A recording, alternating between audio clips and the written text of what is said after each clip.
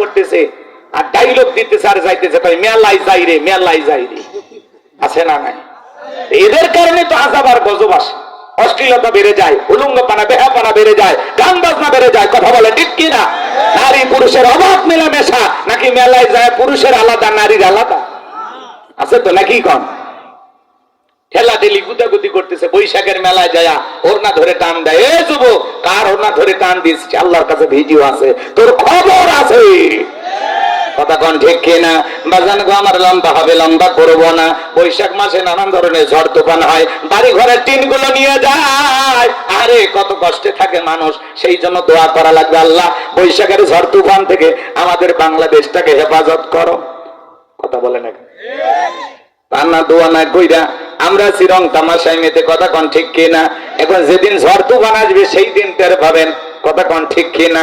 এই জন্য আল্লাহ পাক যেন আমাদের সবাইকে প্রত্যেকটা বছর আমরা বিগত বছরে যে গুনাহ করেছি আল্লাহর কাছে মাফ চাবো, নতুন বছরে যেন আমাদের সুন্দর হয়, মঙ্গলজনক হয়, নতুন বছরে যেন ভালোভাবে আমাদের দিনগুলো চলে যায়, নতুন বছরে যেন নেক আমল বেশি বেশি করতে পারি, আল্লাহর গোলামি বেশি বেশি করতে পারি। এই জন্য আমাদের দোয়া করার দরকার আছে না? না, এই বৈশাখের উৎসব পালন করতে গিয়া কত জায়গায় কত দুর্ঘটনা ঘটতেছে। কথা কোন ঠিক কিনা? এই জন্য যুবক রে, রং তামাশায় মাতা যাবে না, মেলায় যাওয়া যাবে না, ওই হুল্লার করা যাবে না। মুসলমানের জন্য এগুলো উৎসব কখনো পালন করা জায়েজ হতে পারে না। কথা কি বোঝা গেল? এখন এগুলোর যদি আমরা বলি হুজুরেরা আবার বৈশাখের বিরুদ্ধে ওয়াজ করে, ভাই আমাদের বৈশাখের বিরুদ্ধে ওয়াজ না।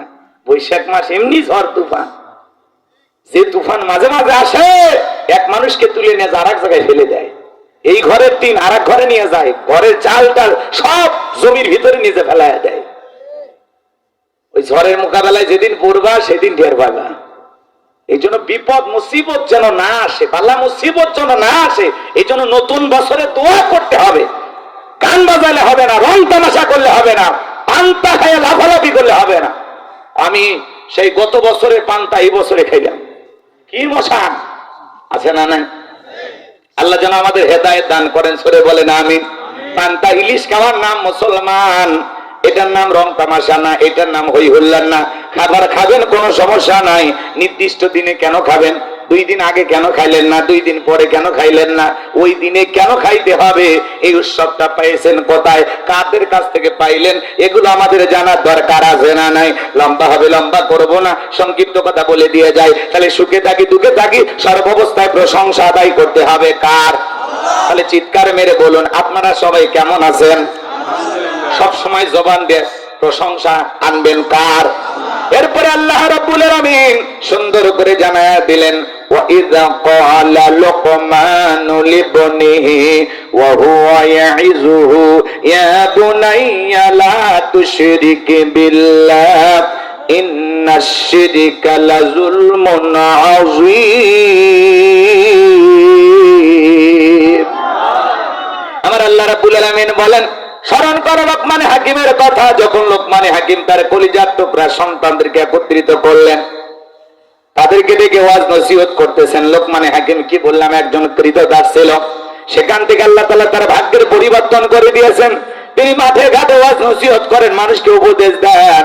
শুধুমাত্র বাহিরে ওয়াজ করেন না, নিজের সন্তানদেরকে একত্রিত করে তাদের সামনে ওয়াজ করতেছেন, বয়ান করতেছেন।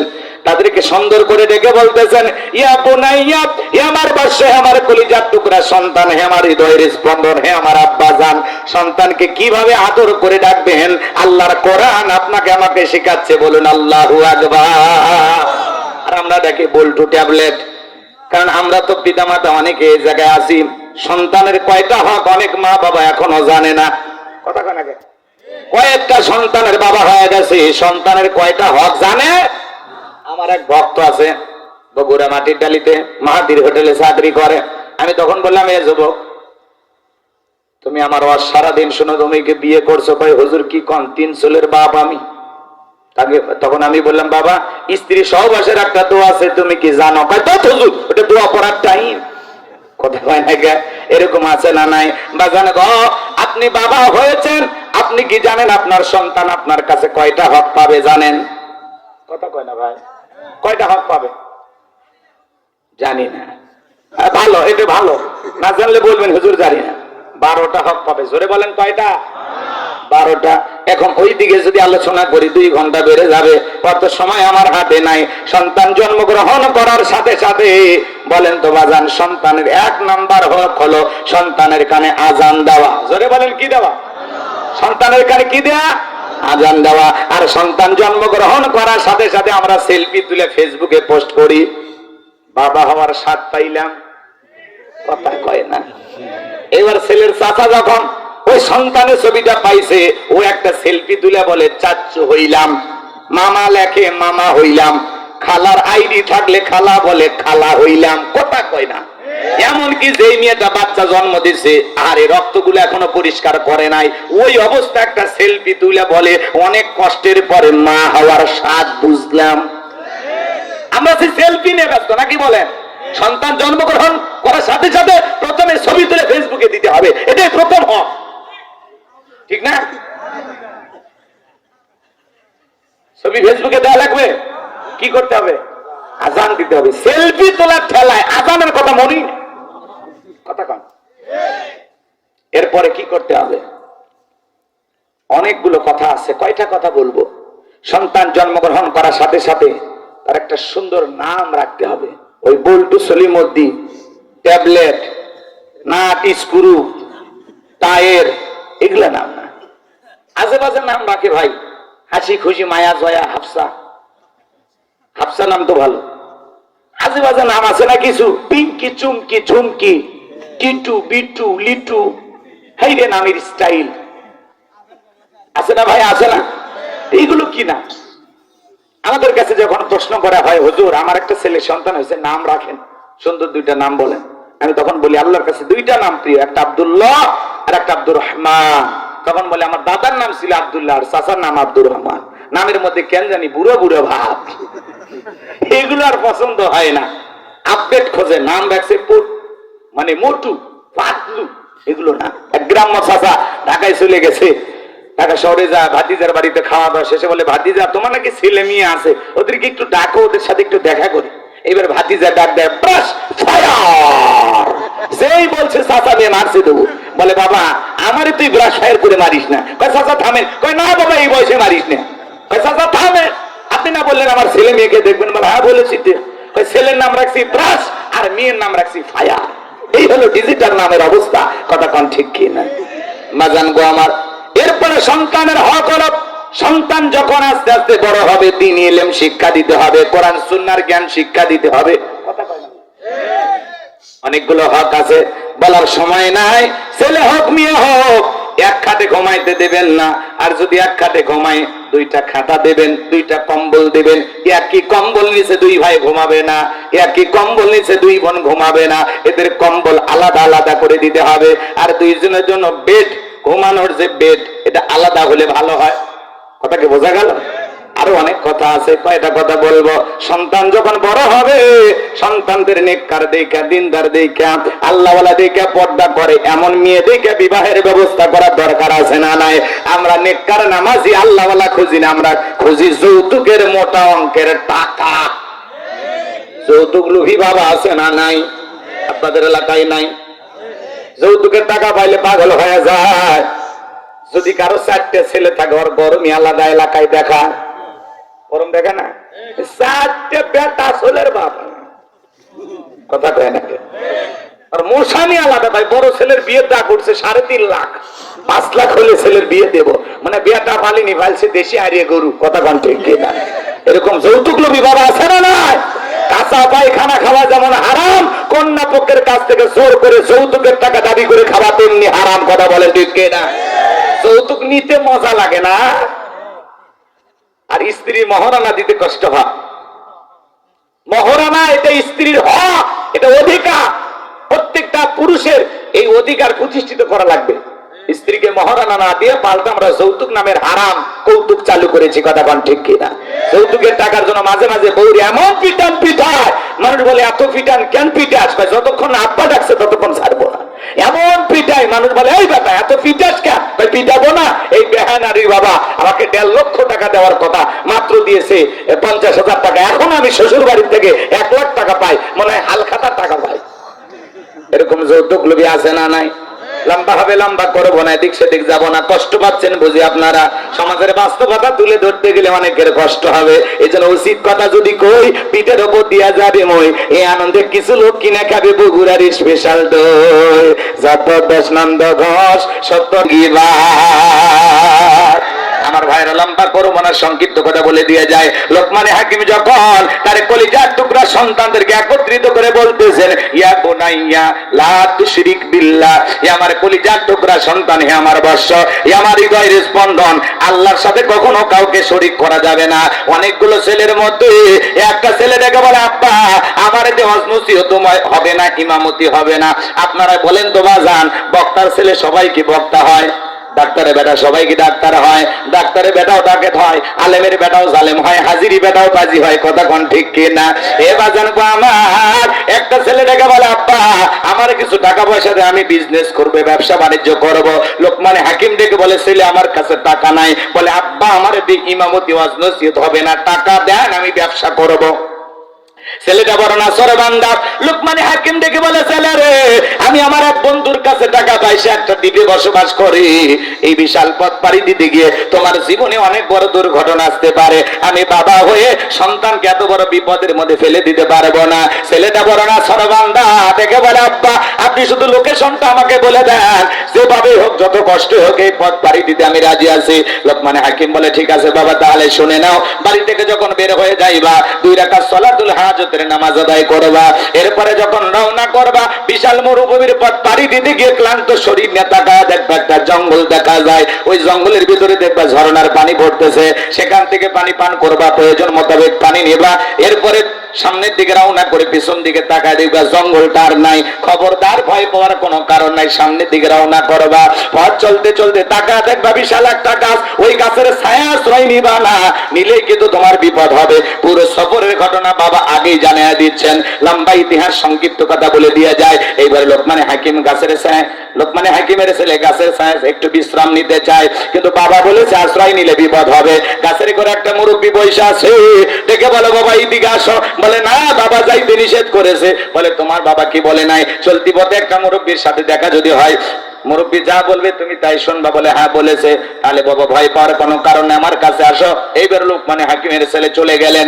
আমার বাজানেরা, ওই গাছের ছায়া যখন আশ্রয় নিলেন, ক্লান্ত শরীর মুহূর্তের মধ্যে চোখের মধ্যে ঘুম চলে আসছে। এমত অবস্থায় বিষাক্ত একটা সাপ এসে লোকমানে হাকিমের ছেলেটাকে সবল মেরেছে। মুরব্বী তাকায় দেখে সত্যি তো সন্তানটার বড় বিপদ হয়ে গেল।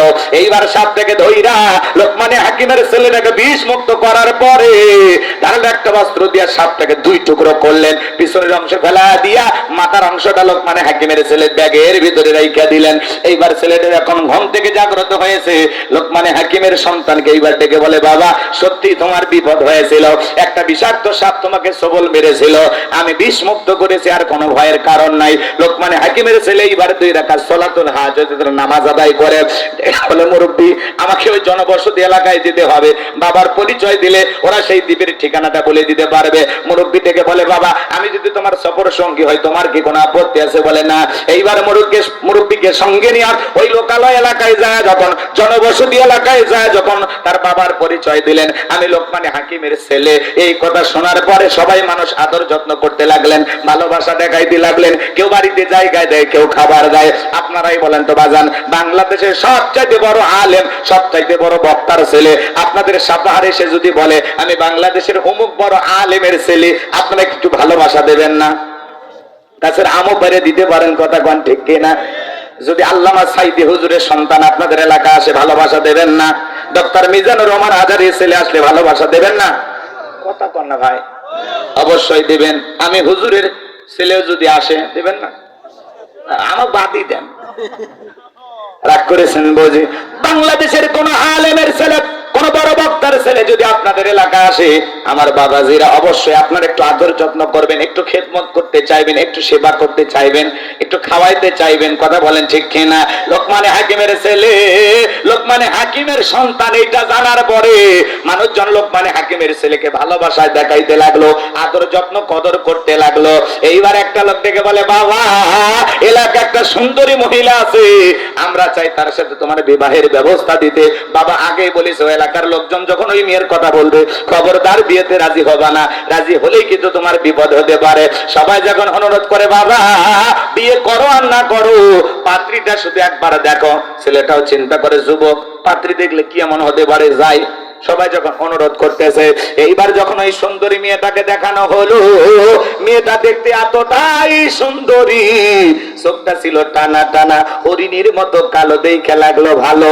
এত সুন্দরী মেয়ে, সেই সময়ের বিশ্ব সুন্দরী বললে ভুল হবে না, যার চেহারার দিকে তাকাইলে বড় মায়া লাগে, চোখটা ফেরানো বড় দায়। লোকমানে হাকিমের ছেলে দেখে বলে, বিয়ে যদি করি এরকম মেয়েকে করবো। কথা বোঝেন না? মেয়েটা দেখতে এতটাই সুন্দরী, ভুল ধরার কোনো জায়গাই নাই, কথা কয় না, মানে অপরূপা সুন্দরী, সুভাষিনী, সুভাগিনী, এতটাই সুন্দর। নাম হলো শিরিক।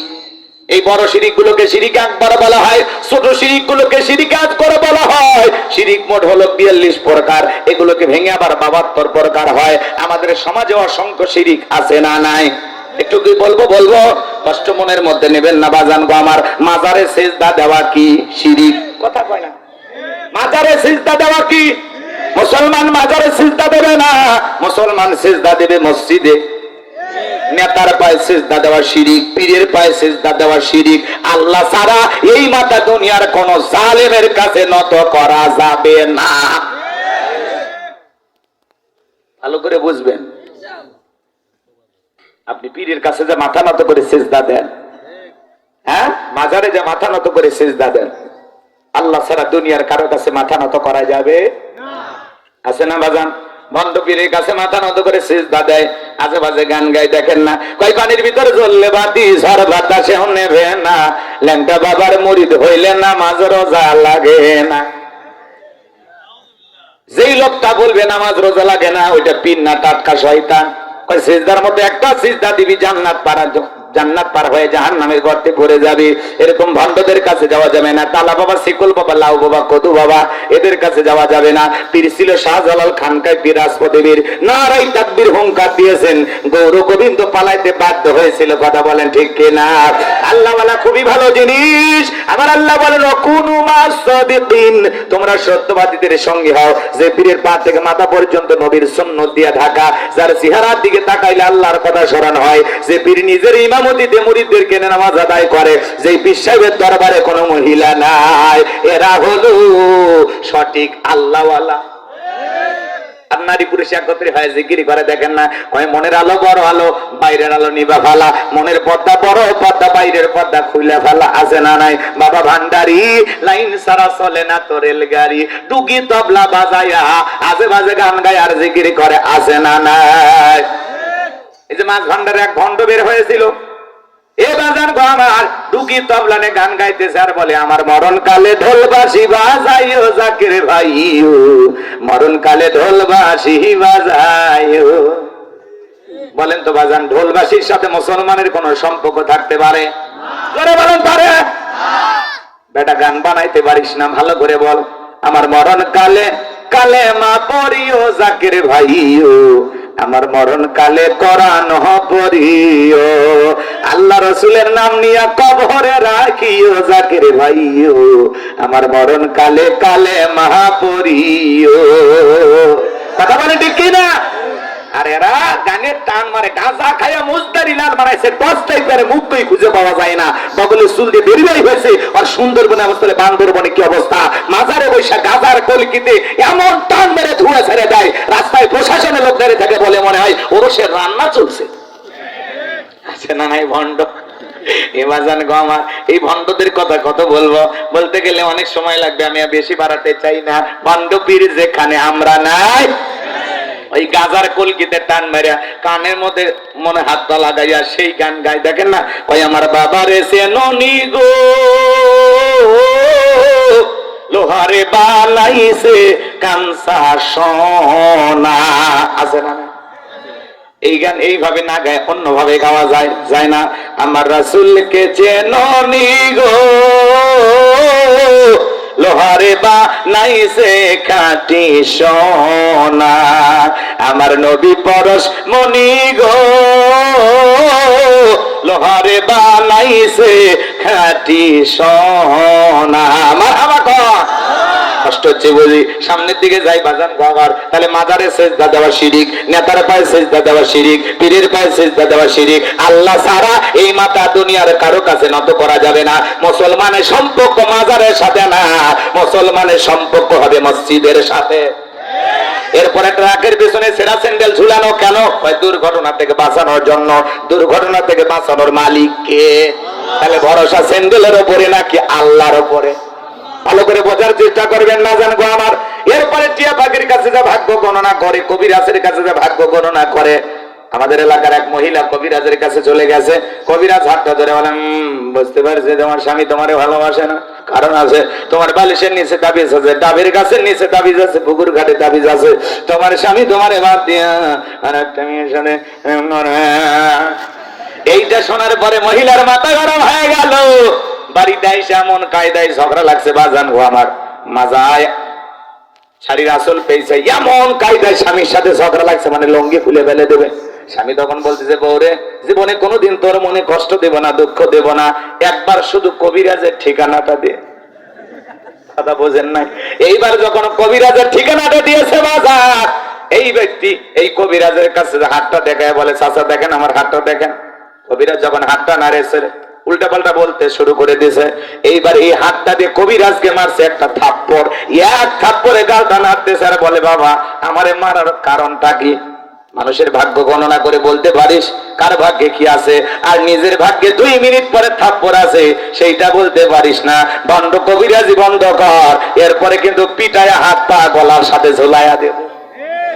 এরকম ভণ্ড আছে না? না, শনিবার মঙ্গলবারে ওরা বোঝে আর কি সমস্যা। আরে ভাই 20টা বললে তো 2টা মিলে যেতে পারে, তাই না? ঝড়ে বক মরে ফকিরের কেরামতি পারে।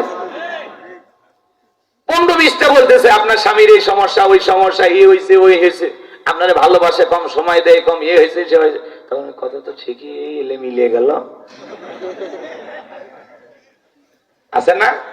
আরে পাগলি, যদি 10টা 20টা বলা হয়, এর মধ্যে তো 4-5টা মিলবে। মানুষ তো আমরা বুঝি তো কার কি সমস্যা, বোঝা যায় না, আন্দাজে বোঝা। 10টা বলবো, এর মধ্যে অবশ্যই 2টা মিলবে। এগুলো ভণ্ডদের কাছে যাওয়া যাবে? আবার দেখেন না, টেলিভিশনে অ্যাড দেয়, আপনি কি মামলায় হেরে যাচ্ছেন, বিদেশে যেতে পারছেন না, বিয়ে করতে ভয় পাচ্ছেন, দাম্পত্য জীবনে অসুখী, নানান ঝামেলায় চলতেছেন, আসুন শেষ দর্শন আজমেরি জেমস হাউস, লিটন দেওয়ান চিস্তি, লিটন দেওয়ান চিস্তি, নাম শোনেননি আপনারা? রাগ করছেন? এক আংটিতে সব সমস্যার সমাধান। একটা আংটি দিয়ে যদি মামলায় জেতা যায়, ব্যবসায় বরকত পাওয়া যায়, বিদেশে যাওয়া যায়। এত ভাগ্য যদি পরিবর্তন হয় একটা আংটির কারণে, তাহলে যে ব্যক্তি আংটিটা বিক্রি করে, অর্থ আংটি বিক্রি করা লাগতো না। এই হাতে 5টা, এই হাতে 5টা, 10টা আঙ্গুলে 10টা আঙ্গুল আংটি ব্যবহার করে বাংলাদেশের 1 নাম্বার ধনী হয়ে যেত। ও আংটির মাধ্যমে দেশের প্রধানমন্ত্রী হতে পারে। আংটি বিক্রি করা কথা না, কথা বলে ঠিক কিনা? এগুলো বিশ্বাস করা যাবে? এরপরে কয় জমজ কলা খেলে জমজ বাচ্চা হয় ভালো। যেই মহিলার বাচ্চা হয় না, এর বাজারে সব জমজ কলা খাওয়া দেয়। এরপরে যদি আল্লাহ 2-1টা বাচ্চা দেয়, আর জমজ কলা খেলে যদি ডবল বাচ্চা হয়, যমজ সন্তান হয় ভালো। 2বারে কষ্ট, 1বারে হলো, মাঝখানে সেজনের টাকাটা বেঁচে গেল। আর কত পুরুষ মানুষও সারা জীবন জমজ কলা খেলো, আজ পর্যন্ত কোনো পুরুষের তো বাচ্চা হইল না। হবে কেমনে? মেশিন পত্র তো আল্লাহ দেয় নাই, কথা কন ঠিক কিনা? এরপরে শনিবার মঙ্গলবার সফর করা হয় না, বিয়ে করা হয় না, এগুলো দিন নাকি শুভ না, এগুলো ভুল ধারণা করা যাবে না। মাগরিবের পরে শ্রমিক কাজ করেছে, টাকা দিতে চায় না, কেন? কয় ধনী যদি মাগরিবের সময় সন্ধ্যাবেলায় টাকা দেয়, তাহলে গরিব হয়ে যাবে, সংসারে বরকত কমে যাবে। এগুলো ধারণা করাও শিরিক। কথা বলেন না কেন? চলতি পথিকে আছার খাইলে বলে আজকের যাত্রা শুভ হবে না, কথা বোঝেন নাই মনে হয়। এরপরে হাত চুলকেলে টাকা আসে, ওরে 3 দিন বেঁধে রাখেন, হাত 2টা খোলা রাখেন, চুলকে হাতের চামড়া উঠে যাবে, এরপরেও কি টাকা পাবে? মাথার চুল আসছে গিয়ে চিরুনিটা যদি পড়ে যায়, মহিলারা বলে বাড়িতে মেহমান আসতেছে, তাহলে দেরি করতেছিস কেন বোন, রান্না শুরু কর, কেউ না আসলে আমরা খেয়ে যাব। কথা কোন ঠিক কিনা?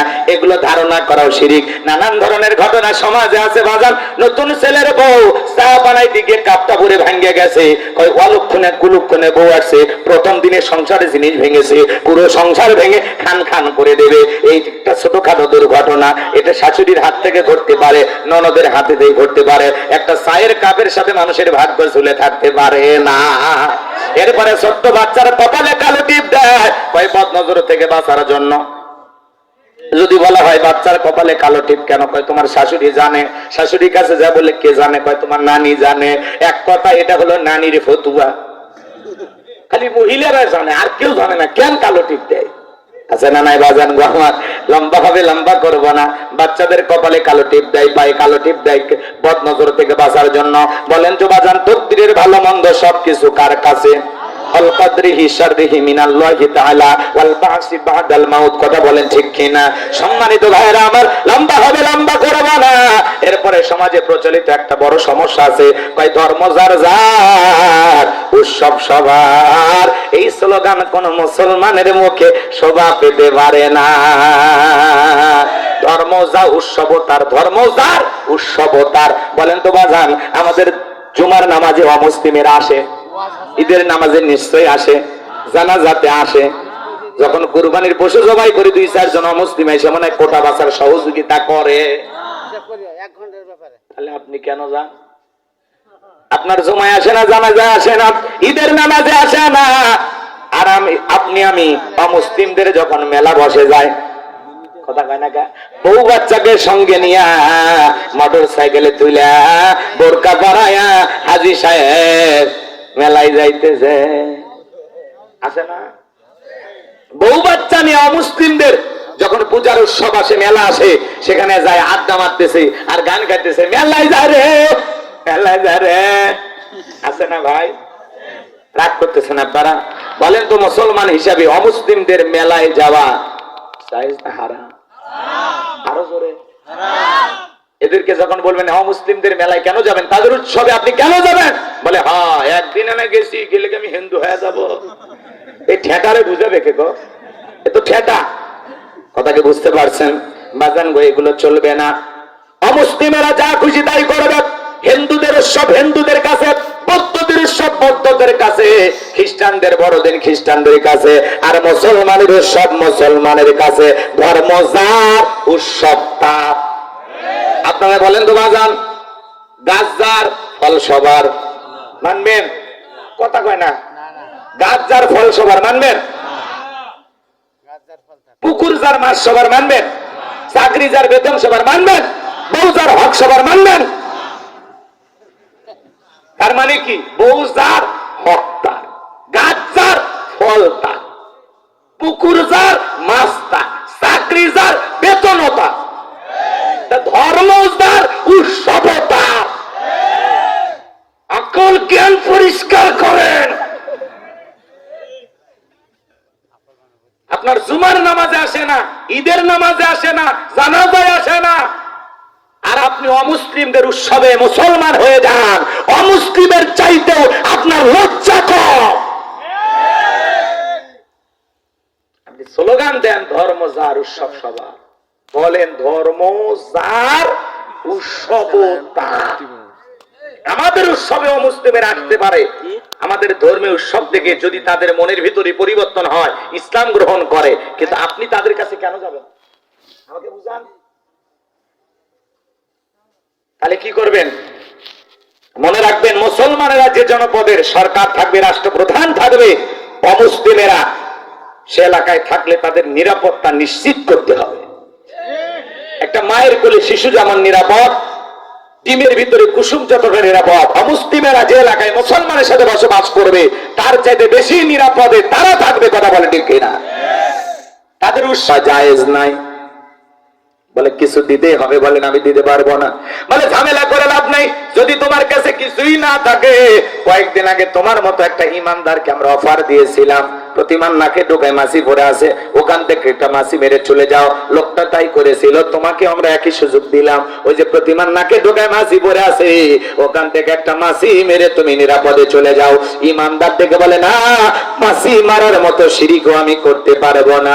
এইবার জালেম বাদশার লোকেরা ডেকে বলে, শোনো, বাদশার ওয়ার্ডার তো তোমার জানা আছে, ওই প্রতিমার নামে একটা মাছি মারবা, না হলে দেহ থেকে কাল্লাটা ফেলে দিব। ইমানদার থেকে বলে, কাল্লা দিতে রাজি, আল্লাহ দিতে রাজি নাই, বলেন আল্লাহু আকবার। এইবার জালেম বাদশার লোকেরা বারবার বলে, ইমানদার একই উত্তর দেয়। সর্বশেষ জালেম বাদশার লোকেরা ডেকে বলে, ওই প্রতিমার নামে একটা মাছি মারবা, না হলে দেহ থেকে এক কোপে কাল্লাটা ফেলে দেব। ইমানদার থেকে বলে, কাল্লা দিতে রাজি, আল্লাহ দিতে রাজি নাই। এইবার জালেম বাদশার লোকেরা এক কোপে দেহ থেকে কাল্লাটা ফেলে দিল। আমার নবী ডেকে বলে, যে ব্যক্তি মাছি মেরে নিরাপদে চলে গেল, ও মাছি মেরে নিজেকে জাহান্নামে নিয়ে গেল, আর যে ব্যক্তি মাছি না মেরে নিজের জীবনটা দিয়ে গেল, সেই ব্যক্তি রক্তের সাগরে ভাসতে ভাসতে আল্লাহর জান্নাতে পৌঁছে গেল।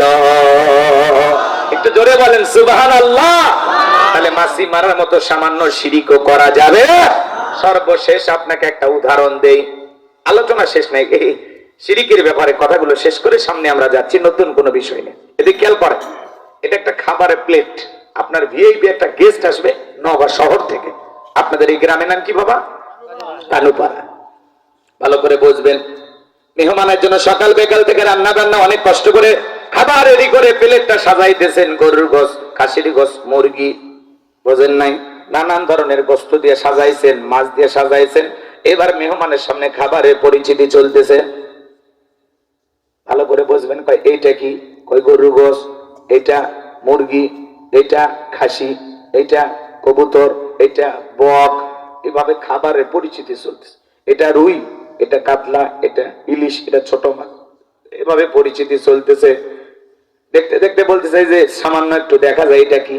বলে ছোট ছেলেটাকে খুব ভালোবাসি, আর সামান্য একটু পাতলা পায়খানা দিয়েছি, খাবারটা খেয়ে নেন। বলেন তো, দুনিয়ার কোন গেস্ট, কোন মেহমান ওই প্লেটের খাবার কি খাবে? পিটাইলেও খাবে, টাকা দিলেও খাবে। সামান্য পাতলা পায়খানা থাকার কারণে ওই প্লেটে যত দামি খাবার থাক না কেন, দুনিয়ার কোন গেস্ট, কোন মেহমান যেন ওই খাবারটা যেমন খাবে না। আপনার আমল নামার একটা প্লেট আছে, নামাজ আছে, রোজা আছে, হজ আছে, যাকাত আছে, দান খয়রাত আছে, অনেক ভালো ভালো নেক আমল দিয়ে প্লেটটা সাজানো আছে। কিন্তু ওই প্লেটে যদি সামান্য শিরিক মিশ্রিত থাকে, ওই শিরিক মিশ্রিত কোন আমল ইবাদত আল্লাহর দরবারে কবুল হবে না। সামান্য পায়খানা থাকার কারণে ওই প্লেটের দামি খাবার গুলো যেমন দুনিয়ার কোন মেহমান খাবে না, আপনার আমল নামাতেও সামান্য যদি শিরিক মিশ্রিত থাকে, যত দামি আমলই করেন আল্লাহর দরবারে কবুল হবে না। কথা বলে ঠিক কিনা? শিরিক মিশ্রিত আমল আল্লাহর দরবারে কবুল হবে না। শিরিক আপনার সমস্ত আমলকে বরবাদ করে দেয়। কথা বলে ঠিক কিনা? এই জন্য শিরিক মুক্ত ঈমান আমল কারা কারা করবেন, দুই হাত তুলে আল্লাহকে দেখান, আল্লাহ কবুল করেন। জোরে বলেন আমিন। একটু জোরে বলেন না আমিন। তাহলে সন্তানদেরকে শিরিক হিসাবে, শিরিক থেকে শিক্ষা দেওয়ার জন্য সচেতন করা দরকার আছে না? না, শিরিক কোন কোন কাজ করলে শিরিক হয় সন্তানদেরকে শেখাবো তো ইনশাআল্লাহ। কথা কয় না কেন? লোকমানে হাকিমের সন্তান যখন, তার বাবা যখন সন্তানদেরকে বুঝাইয়া দিলেন, লা তুশরিক বিল্লাহ, আল্লাহর সাথে কখনো কাউকে শরীক করা যাবে না। আসমান আর জমিনে সবকিছুর মালিক একমাত্র কে?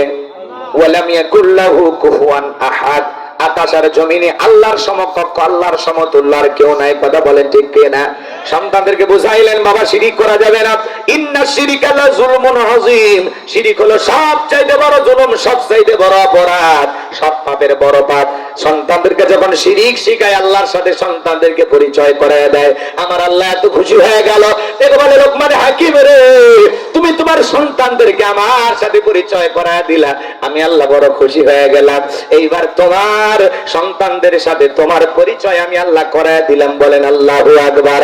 এই জন্য আল্লাহ পাক এইবার পরের আয়াতে পিতামাতার আলোচনা নিয়ে এসে আমার আল্লাহ জানায় দিলেন, ওয়া ওয়াসাইনাল ইনসানা বিওয়ালিদাইহি হামালাতুহু উম্মুহু ওয়াহানান আলা ওয়াহনিন ওয়া ফিসালুহু ফি আমাইনি আনিশকুরুলি ওয়া লিওয়ালিদাইক ইলাইয়াল মাসীর।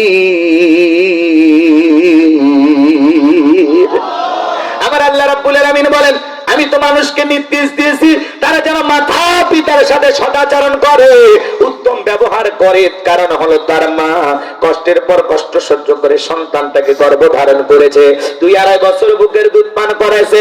সুতরাং আমার প্রতি কৃতজ্ঞ হও, মাতা পিতার প্রতি কৃতজ্ঞ হও।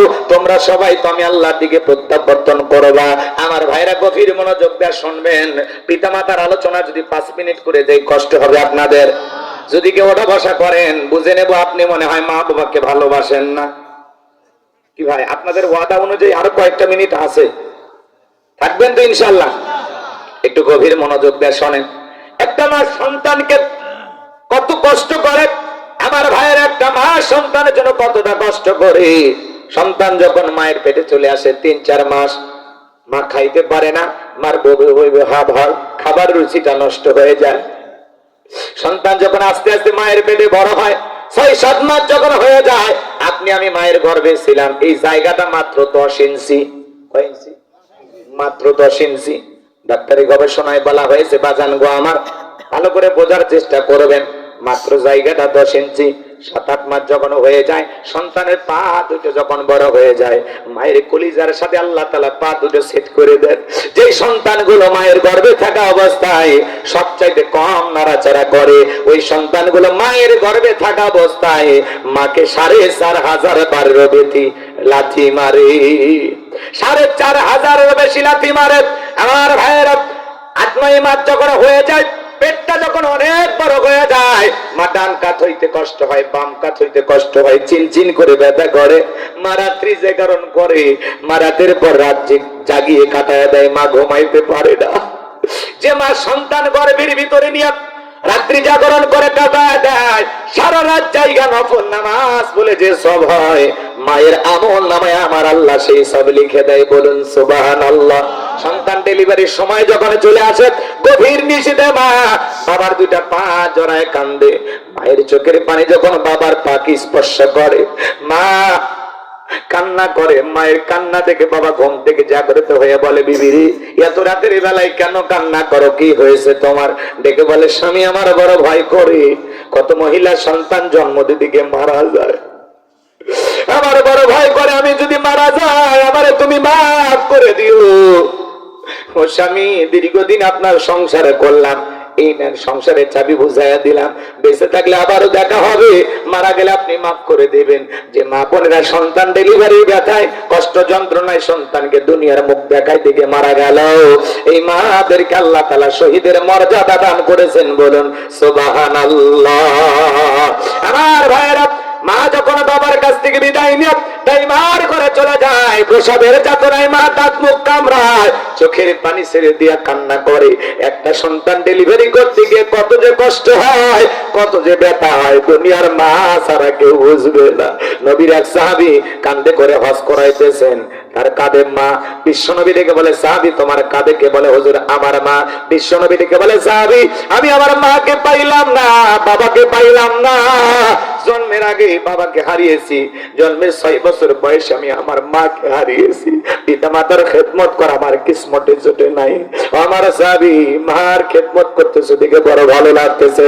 সাহাবী ডেকে বলেন, হুজুর আমি যে আমার মায়ের খেদমত করতেছি, মাকে নিয়ে খানাই কাবা তওয়াফ করলাম, হজের সব কাজ সম্পন্ন করলাম, আমি কি আমার মায়ের হক আদায় করতে পেরেছি?